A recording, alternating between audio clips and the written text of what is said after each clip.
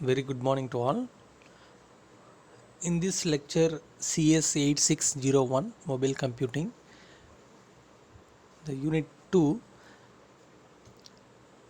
today we are going to discuss the topic GSM, that is a global system for mobile communication technology. In this technology is most successful digital mobile telecommunication system in the worldwide today. It is used by overall 800 million people in more than 190 countries. The group Special Mobile was found in 1982. It is a name of global system for mobile communication with the specifications process lying in the hands of ETSI.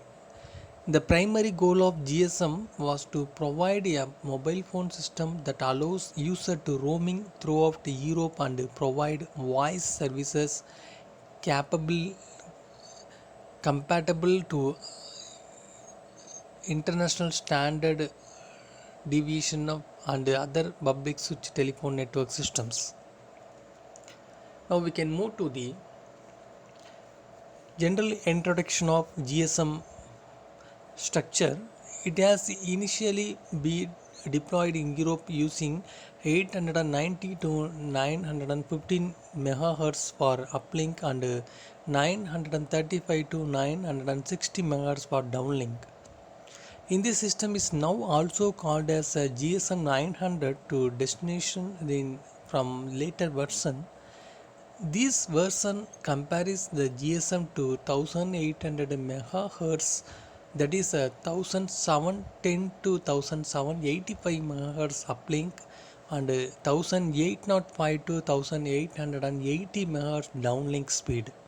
It also called as a digital cellular system, that is a 1800 MHz system.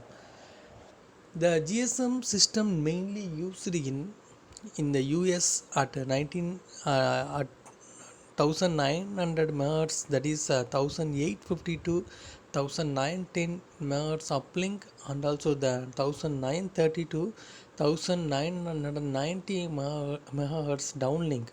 It is also called as a personal communication services. The two more version of the GSM exist. The GSM 400 is a proposal to deploy the GSM at 450.4 to 457.6 and also the 478.8 to 486 MHz uplink and 460.4 to 467.6 and 488.8 to 496 MHz downlink speed in the digital cellular system. Now, a GSM that has been introduced in several European countries for railroad system in GSM Rail in 2002. This system does not only use separate frequency but offers many additional services which are unavailable using the public's GSM system. The GSM rail offers 19 exclusive channels for railroad operators for voice and data traffic.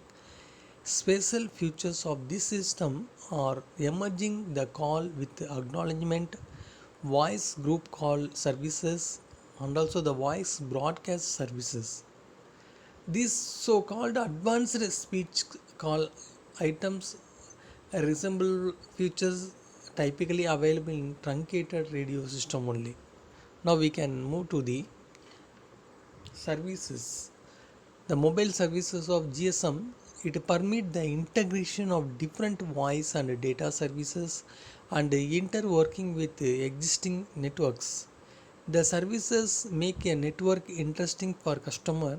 The GSM has defined three different categories of services: bearer, telecommunication, and supplementary services. The bearer and telecommunication services, it is a reference model. First of all, the mobile station, it can send the data or transmit the information to the mobile transportation unit. So the GSM and then BRS service of telecommunication, the public switch network, and ISDN is a network transition network into the receiver to the base station. That is a mobile station to the base station. Now we can move the GSM, the mobile station. The mobile station consists of the physical equipment such as the radio transceiver, display, and the digital signal processors, and the subscriber identify module, that is a SIM card. It provides the air interface to the user in GSM network. The other services also provide, which include the voice teleservices, data bearer services, the futures supplementary services. Now we are moving to the architecture of GSM. In the telecommunication area, the GSM comes with a hierarchical complex system architecture comprising the many entities and interfaces. A GSM system consists of three subsystems. Number one, radio subsystem. Number two, network and switching subsystem. Number three, operation subsystem. Generally, a GSM customer only notice a very small fraction of the whole network, the mobile station, and also the some antenna most of the base transceiver stations. Now let us look like the architecture diagram of GSM. First, the radio station, that is a radio subsystem. As the name implies, the radio subsystem compares the all radio specific entities. Therefore, the mobile stations and the base station subsystems, that is a BMS and BSS. The connection between the RSS, that is a radio subsystem, and also the NSS wise a interface, that is solid line, and the connection to the O interfaces, that is a dotted line. A interface is typically based on circuit switched PCM 30 system, is a 2.048 megabits.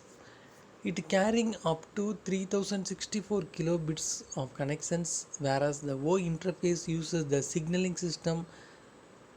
It based on X.225 carrying the management data to from the other radio subsystems. And then the base station subsystem, that is a BSS. A GSM network compares many base station subsystems, each controlled by a base station controller. The base station controller subsystem performs all functions necessary to maintain the radio connections to a mobile station, coding, decoding of voices, and the rate of adaptation to form the wireless network part. Besides the base system controller, the base subsystem contains several base station subsystems, and also the another one is a base transceiver station. The base transceiver station compares all the radio equipment, therefore the antenna signals processing amplifiers necessary for radio transmission. A base transceiver station can form a radio cell or using the sectorized antennas, several cells, and is connected to mobile station via interfaces and to the base station controller via the interfaces. A GSM cells can measure between the some 100 meter and 35 kilometer depending upon the environment, but also expected traffic. Now the base station controller, it is basically manage the base trans subsystem, base station subsystems. It reserves the radio frequency, handles the handover from one base station to another with the base subsystem, and perform the paging of the mobile station. The base station controller also multiplexes the radio channels onto a fixed network connections and the interfaces. Next, the mobile station. The mobile station compares all the user equipment and software needed for communication with a GSM network. And mobile station consists of user independent hard and software and also the subscriber identify module which store all user specific data that is relevant to the GSM. And operation subsystem, the third party of the GSM subsystem. The operation subsystem contains the necessary functions for network operation and maintenance.